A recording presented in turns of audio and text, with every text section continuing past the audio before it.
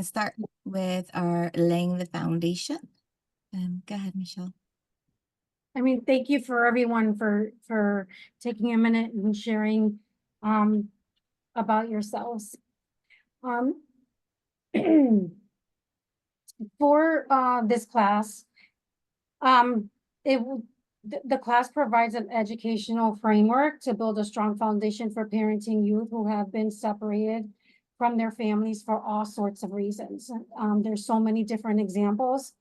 But regardless of the reasons, it's important for families to realize and recognize that the separation, is a loss for the youth. And it helps, we want to be able to help address this loss that the youth has experienced. As the slide states, the training overall will focus on developing your capacity to support children and families. And this slide you will see throughout the sessions. Just as a reminder that we're building on what we already know. Yeah, with a focus on recognizing the losses that the children have experienced and the traumas that they have experienced. It helps us keep us grounded, right? Most families are probably here, like they have a lot of love, they have a lot of space, love for children, wanting to give back, being a support and teaching, the child that there are adults that they can lean on, that they can depend on. But we also recognize that that's going to take time.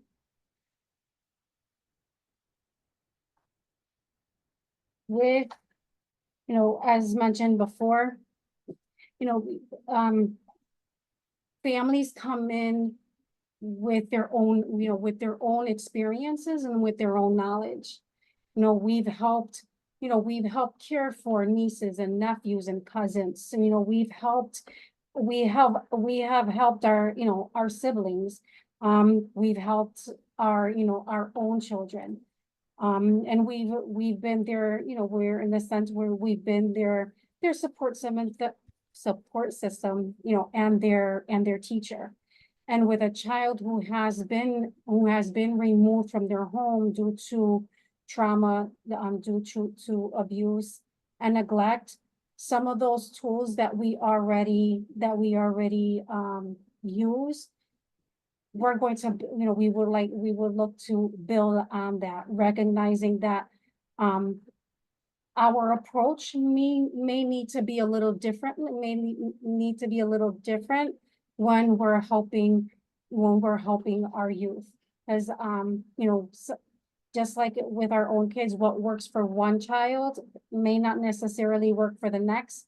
Or we also recognize that what works today may not work tomorrow, but so we need to finesse our way of expressing and relating to youth. And this the curriculum will help provide that throughout these sessions. And I always look at parenting as a video game, and this is just showing my own age too. I'm always saying to my friends, like, it's like a video game. Like, I finally defeat that one level in Super Mario Brothers, and I'm like, yes, I'm good, I'm set. And then a whole new level unlocks in parenting, and you're just like, oh. So, and I'm experiencing that right now as my child entered teenagehood, and all the fun parts of teenage years are upon me.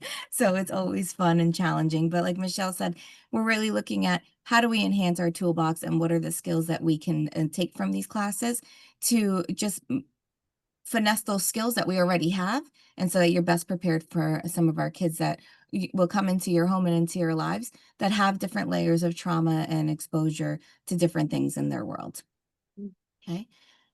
We're going to be going into this video of expanding your parenting paradigm online theme, and we'll discuss it after we've seen it. Let me know if the sound is not working. I did hit the share sound button, but just in case.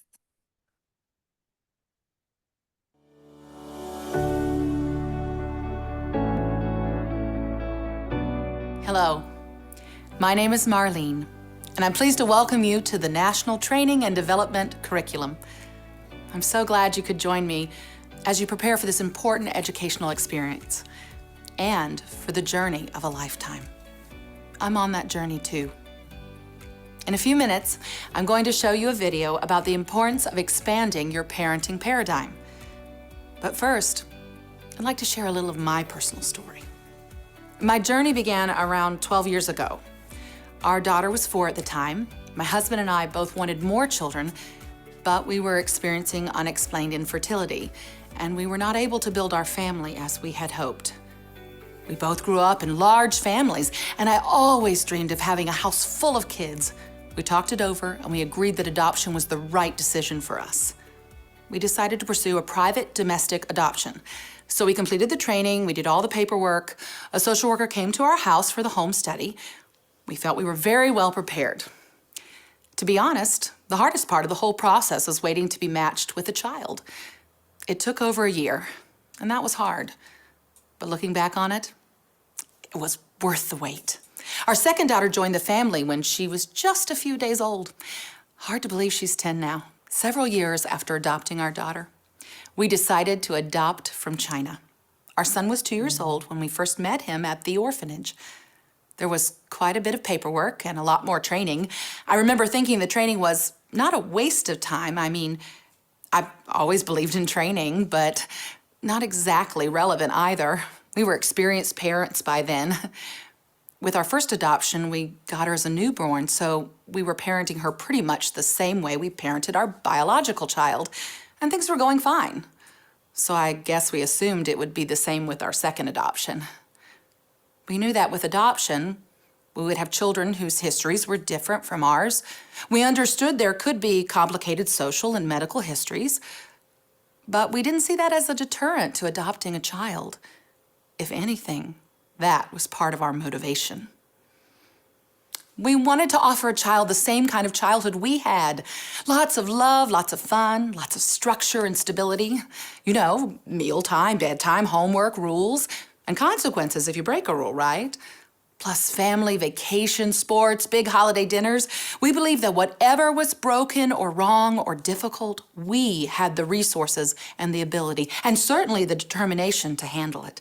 We assumed, that if we adopted a child, if we brought a child into a home like ours and provided love and structure and a good neighborhood, that would be enough to meet all of their needs, whatever they were.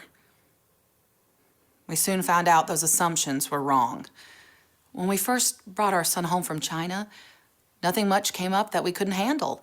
I mean, there were the typical things, lots of waking up at night, some feeding issues. There were times when it was hard to soothe him.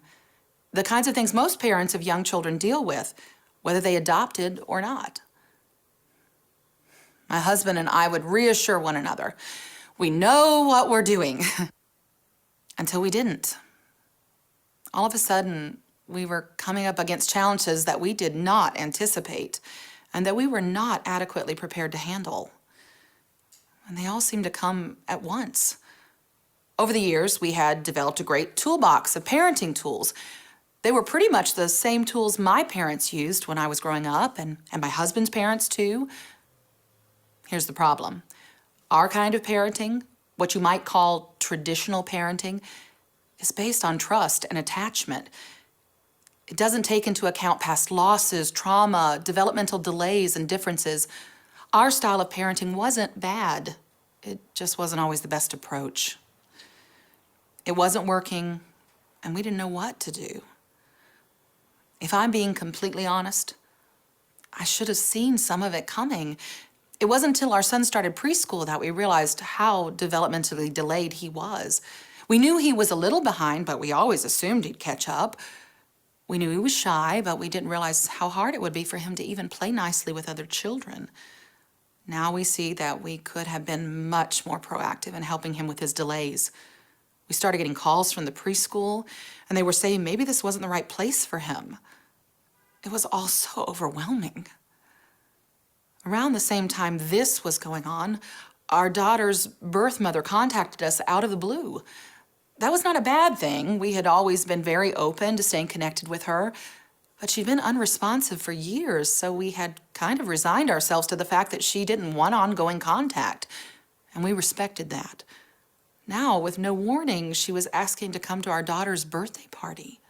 Also, right around then, our daughter had started asking a lot of questions. She's always known she was adopted. We've always been really open and positive about adoption. But she was asking, why was her skin tone and the color of her eyes different from mine and her sister's? She was struggling with how she fit into our family, and even though I was the only mother she had ever known, she said she missed her birth mother. She seemed to get sadder every day. Well, this may sound silly, but at the time, I felt like my son's issues at preschool and my daughter's questions about her identity were a reflection on us as parents. It was like, we signed on for this. We should be able to handle things better. The truth is, we were dealing with some complex issues and some very new and unexpected challenges. We needed more information about what was going on and how to handle it. We needed some new tools. And you know what? I've concluded that anyone who is adopting children can benefit from having a few new tools in their parenting toolbox. That doesn't mean you throw away your existing tools. They still have a lot of value, but you will also need some new tools. Let me give you an example. Imagine you're a roofer by trade. You've been installing roofs for years. You're really good at it. So you show up at a new job site one day, ready to go. You open your trusty toolbox, take out your favorite shingle cutter, and it doesn't work. The other roofer on the crew seems to be cutting his shingles with ease. That's when it hits you. Your shingle cutter is for asphalt shingles. You need to cut slate shingles. He's using a completely different tool, one you've never tried before, one you didn't know you needed. He calls you over, you watch him work, and he gives you a few pointers and shows you where to get your own slate cutter. With a little practice, you're cutting shingles like the pro that you are. Later on, when it's time to install the roof, you take out your most reliable roofing hammer, and it's the same problem. It doesn't work. Once again, your coworker offers you a better tool for the job. It takes practice to get the hang of it, but you do get the hang of it. What's the expression? The right tool for the right job. That's how I'd like you to think of the National Training and Development Curriculum. The right tools for the right job. We're here to help you add some tools to your parenting toolbox so you will have the tools you need to do the most challenging, the most rewarding, and the most worthwhile job you will ever do, and to do it more successfully. Now, I invite you to sit back, relax, and watch a 30-minute video. Let me exit out of there because we're not doing the 30-minute video. That'd be a little nutsy cuckoo for all of us. So what'd you guys think of that video and what she's talking about in terms of needing to enhance the toolbox? Well, it's about raising kids, and each child is different. In this particular situation, they're going to be real different because you didn't raise these children to this point, you know. So everybody's got to learn the person, learn their likes, their dislikes, what's upsets them, what makes them happy. Unfortunately, as soon as you figure it out, they get a little bit older, they change. Then you got to figure it all out again. Absolutely. Yeah. That's unlocking that next video game level, right? And then Right. going, oh, how do I handle this now? Because now my approach that used to work at 10 years old doesn't work now at 12 years old. Right. And what do we need to do to adjust? And something important she also highlights in the video is remembering that some of those traditional parenting styles, which she said, is built off of trust and those relationships. And later, as the training goes on, we'll talk also more about how do we build those relationship and connections so that we can best parent our youth that are coming into the home. Right.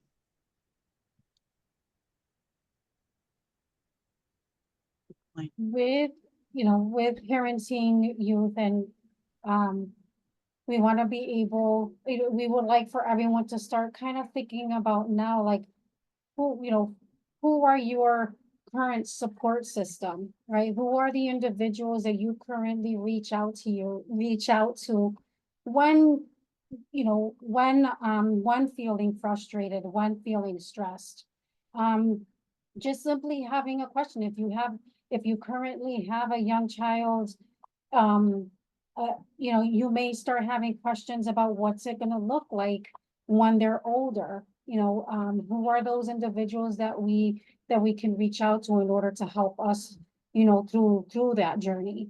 And so with a child that has come into care, that has suffered through losses, through trauma, you know, how do we help ourselves to stay afloat, right? Kind of like the float, like when we're in a pool, right? We have this device to help us along the way when we feel tired, and we know that we can't kind of give up in the middle of a 10-foot pool, a 10-foot deep pool. So when parenting a child that has suffered through trauma, how do we reach out to our support system to help in order to help us, in order to help that in return, to help that child in return? And it, just for an example, is some of you have mentioned, you have some family members. I know, for an example, for myself, sometimes I get stumped with the education piece, and I reach out to the teachers as a support because I need help in helping my daughter complete her homework. So if anyone wants to share, who are your current support system that you can reach out to?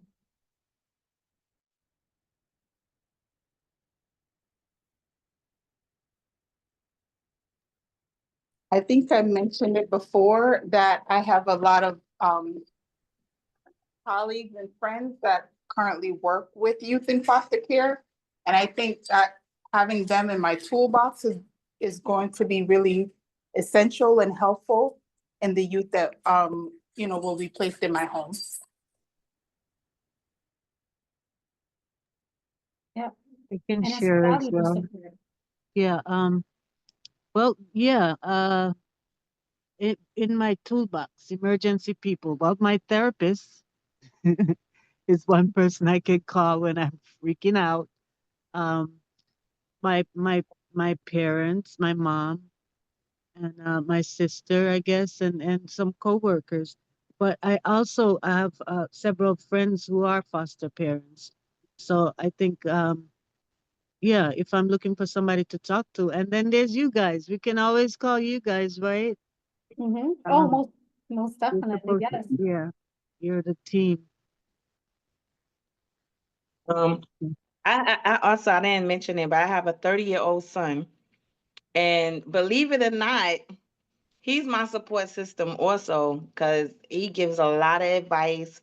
It was only him for 12 years before we had our daughter. So, I go to him for a lot of advice. I'm not sure he's just so intelligent.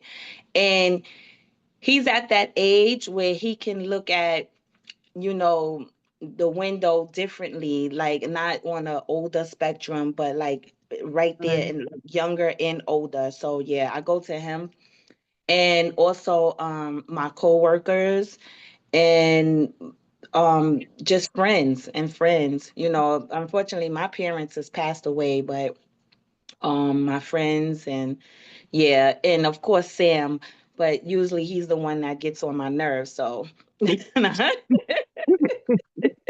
I basically I have a brother that did foster care and then he adopted two of his daughters. I'm the youngest of my family. So I go to my older brothers. I have one brother that adopted, and then I have one brother that's a pastor, and my sister. All of them are really my a strong support for me. yeah, And I could go to each and every one for different things. You know, like I could say one to one brother and one to one sister, you know. So Yeah. I have a really strong support system, especially my brother that did adopt two young girls. He's very supportive of what I'm doing, and they just give it to me straightforward, what they feel and what they don't feel, and I just like that about that. So that's my support group, my toolbox. That's great. That's great. Especially a perspective from another foster parent that's been through the process as well. Anytime you have another parent that you can turn to and say, what do I do? Like, did you encounter this? How did you handle this? And sometimes they find that we sometimes get a little closed, guarded or closed off where we're like, I don't know if I want to tell this person that this happened. Like, how do I work through this? But sometimes those are the best conversations with friends and other parents and coworkers when you put down some of those guards and don't worry about judgment or any of those things and you ask questions and talk about things, you can get some real good advice. It's just we have to be able to put ourselves out there and be vulnerable in that moment to say, I need help with this. Like, this is not cool, what I'm dealing with. Right. And being able, and just to piggyback off Nelly, and being able to do that, being able to reach out, it helps us, to have the capacity to continue to help and support the child that's in your home, that has experienced, the trauma, right? Being able to reach out and, in a sense, not giving up, right? Because you're looking to help and you're reaching out to other individuals for ideas, for support. So, okay, how can I address this differently? How can this situation improve? And so you're reaching out to your supports, and again, reaching out to us as well, and reaching out. We'll get further into this later on, but you know, with having the team that will be working with the youth in your home, you know, using them as a resource as well. You know, refilling our energy, refilling our umph, right, to keep going. Right. As we go through, Michelle's going to explain a little more about what the self-assessment is. I will email it to everyone so you guys don't have to like write it down or any of that stuff. It'll be emailed to you. Can you still see this page? The page that I just went to for NTDC? Yep. So Yeah. this is what, when you get the link and they email it to you, this is the link, this is the page that it'll bring you to, so that you can do the self-assessment. Okay. Michelle, you want to go ahead and explain that piece? Yeah, the self-assessment, it's questions that you can, that you respond in regards to yourself. You're kind of learning about yourself. And so the assessment, so I want to say it takes about 20 to 30 minutes. And when you complete the assessment, you will receive an email of what those findings are. And what those findings show, and you don't have to share this with us, you don't have to share it with anyone. You could just hold on to those findings to kind of gauge yourself as to how it rates you. There may be, so it refers to 14 different characteristics. And with those, and we'll go further into this as we move along. The 14 characteristics, it will show you where you're strong in, and it'll also show you where you may benefit from additional resources to build on that characteristics. And with those 14 different characteristics, it's all meant to improve ourselves in order to help a youth. And again, it takes about 30 minutes to complete. The results are for you and for you only. If you want to share, that's great. you know, during, during, one-to-one time, not necessarily during class unless you want to share, but potentially during that one-to-one time, we may ask, like, where do you rate yourself in this particular characteristics? And where do you see yourself kind of struggling at? So that way we can explore how to help you in regards to that. But it's taken at the beginning, so so that was what, Nellie had showed. And, the other time that you would potentially take the assessment as well is towards the end. And again, it's meant for yourselves to kind of refer back and build on. And you said that will be emailed to us? I'll email Okay. it to Yes. everyone so you have it. And I'll include again also the link for the participant resource manual. When I sent you guys all the Zoom link, I also sent the link for that. It is really lengthy, so do not kill the trees and print it all, but have it handy so you can reference it at any point in time. There's a couple of different times within the training that will say, hey, on page such and such in the resource manual, this is where you'll find this information, so you have it. It's a really good guide. It's almost like a parenting Bible, so to speak, of what to do for foster care. Where when you're hitting up some different situations, whether it's working with a young person that has had sexual abuse history, physical abuse histories, substance abuse exposure, those kind of things, like what can I do next? Or what are some other tools that I can have in my tool belt, so to speak? And we'll reference that as needed throughout the training, okay? Quick And- question. Mhm. That manual is the same as the foster care handbook, or they're two separate things? Separate. Okay. Go ahead, Thank Michelle, you. were you? Yeah, they're two separate things. It's, the foster care, the handbook, that is something that will get emailed to you separately, but also when I come out to the home, as we continue through this process towards the end, I will schedule a time to go out to your home. And I will bring out, the handbook and review with you. And we will Mhm. sign and date additional material at that point in time. Okay, thank you. So the resource problem. manual is designed for NTDC and for this training purpose. So it has a material that's specific to this training. As we go through each day as well, Michelle will always start off the class with this color wheel of emotions, just to get to know, where is everyone at? What are we doing? And like, you know how earlier I was saying, hey guys, like it's a hot day. We know we're all done. It's low energies. Like this is where we're at. We'll kind of do those kind of check-ins with one another as well each time, so we can just see where everyone's at and just kind of take a temperature. Okay. Yeah, the other piece too is that when when the youth is in your home and they see that you're kind of just doing like a self check-in, like where I'm at, like, am I stressed?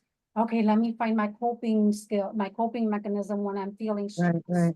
You know, when they see this, they may start mimicking what you're doing, like how they may start to self-check themselves, like, oh, you know what? I feel light, I feel energetic, or I feel stressed. Okay, what can I do when I feel, they start to self-reflect upon themselves as well. You know, we're modeling, and, you know, it's, I'm sure we'll mention this, throughout the session, is that just like you'll be learning about the youth and you'll be observing the youth and watching the youth, but that youth is going to be doing the same thing. They're going to be watching you, and they may mimic some of the things that you do. And I mean, this would be a perfect way in order for them to help kind of be self-aware and also potentially self-regulate themselves, Right. you know. We do this at school. This is so cool. The little ones, they love going up and putting their little that we have some what do you call it? They're made out of wood, but they have the different expressions on them, and the Oh, kids yes. get to pick which one matches their feeling for the morning. So cool. And I know some kids who have like, some delays or just have a hard time like expressing themselves and also reading other people. You know, sometimes they say, well, I'm angry, but they may not, you know, they may not necessarily feel angry, right? But their emotion that they identify is always, you know, being angry, but in actuality, they may be feeling that, you know what, they're just feeling sad, you know? So Yeah, help, or you know, helping frustrated. them to identify what they're truly feeling, because they at times don't have the words for it. So the characteristics that I just kind of mentioned before, there's 14 characteristics. These are the building blocks. So this slide will appear for all of the sessions. And sorry, and each session, there are particular characteristics that are highlighted. So yeah, on here there's 14, but each theme will have 1 or 2, but sometimes 4 highlighted, and for that theme, it just targets those characteristics for foster parents that to kind of to reflect back during that session, how do they gauge themselves? How are they with being compassionate towards another individual? Being tolerant for rejection, you know, as a parent, sometimes, you know, it's easy to say that not to take it personal, right? However, it's easy to say, but it's difficult to feel. So again, each theme has different characteristics that it'll highlight and target. And also in the resource manual that we had mentioned before, from pages 7 to 15, it breaks down their descriptions and definitions for each of the characteristics that are in this picture.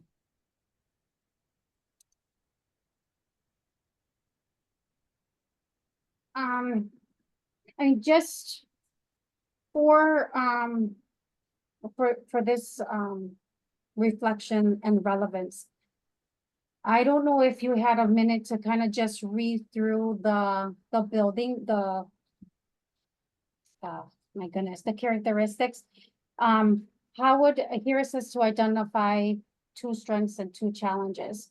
But if someone is able to share as to maybe just 1 strength and maybe 1 that they may find themselves potentially, you know, struggling with.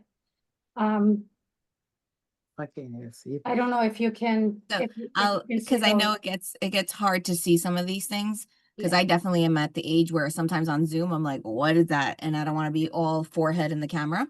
So the first one is having a sense of humor, empathy and compassion, self-awareness, self-reflection, resilient and patient, trustworthiness, emotionally supportive, nurturing, attunement, tolerance for rejection, committed, appreciation for diversity, other worldviews, realistic, relationally oriented, adaptability, flexibility, and belief in self-efficacy. So did any of those stand out as like, you're like, oh, I'm good with that one. That's a strength. I would say, this is Sophia. I would say, emotional, supportive, and nurturing. That's a strength for me. Love it. And I don't see no weak. Let me see. I don't really see a weakness here. Strength for trustworthiness. Well, not even a weakness, but something that may become a challenge where, because like when Michelle was highlighting earlier, like tolerance for rejection, for some people that might be a little harder, because it can be hard when a kid that you're doing everything, putting a roof over their head, giving them food every day, and they come at you very harshly and negatively. That Okay. can be really hard sometimes for people to manage. Okay, so mine would be, I think one of my strengths is being adaptable, flexible. What I struggle with would be having a sense of humor. No, I can be funny sometimes. Um, maybe attunement. I could use some help with that. Yeah. Yes. Thank you. Thank you. I think having a sense of humor saves me on most days. Because if I can Yeah. laugh it off, then I can keep moving forward. Right, because you can laugh at yourself too. Mhm. Yeah. I think for me, my strengths would be empathy and compassion, self-awareness and self-reflection. I think I would struggle with, I think the one that says about rejection, Mm. Tolerance for rejection. tolerance for rejection. Yeah. Mhm. Yeah, and sometimes I know this is really hard to say out loud, but sometimes the trustworthiness could be a hard piece because you're bringing a stranger into your home. And so there has to be some trust there so that you can work with the young person. But we don't know who the young person is yet right away. So that might be something that could be a struggle in the very beginning as well. So just being open to all these characteristics as we go through the themes and how we discuss them.